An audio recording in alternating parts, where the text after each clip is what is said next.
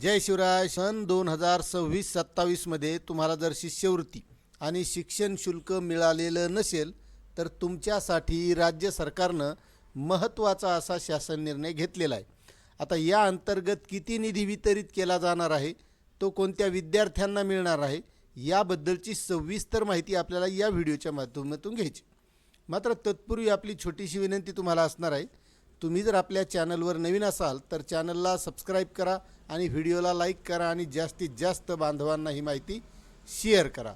मित्रांनो, हा शासन निर्णय 18 जून 2026 रोजी निर्गमित करण्यात आलेला आहे.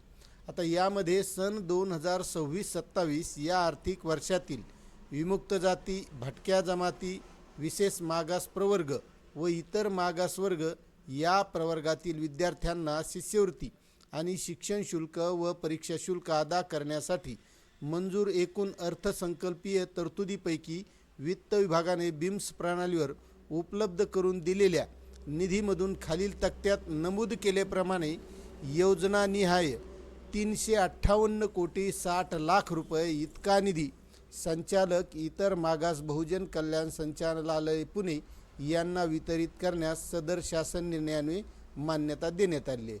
आता वेगवेगळ्या लेखा शीर्षांतर्गत हा निधी अशा प्रकारे वितरित केला जाणार आहे आणि ज्या विद्यार्थ्यांना मिळालेलं नाही त्या विद्यार्थ्यांना महा-डी-बी-टी पोर्टलद्वारे पात्र विद्यार्थ्यांना विहित कार्यपद्धतीत अवलंब करून वितरित करण्यात यावा असं यामध्ये दिलेलं आहे.